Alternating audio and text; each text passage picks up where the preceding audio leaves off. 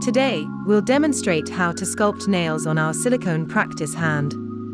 Once the nail form is securely attached to the Forms Fix system, you can begin the process of shaping and sculpting your nails.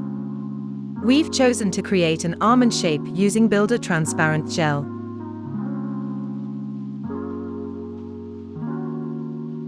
When shaping a nail on a silicone practice hand, it's possible to file and shape the nail without removing the tip from the hand. However, it's crucial to exercise extreme care during this process.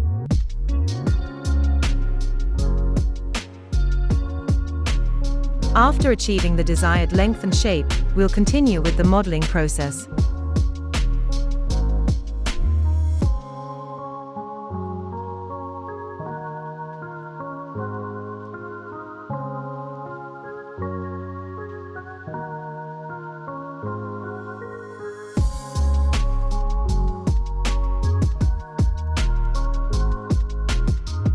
Avoid touching the silicone surface with the nail file, as the lifelike painting on the surface can be easily buffed off, and this is irreversible. Now that our nail is ready, it's time for some nail art creativity. Please share your suggestions with us.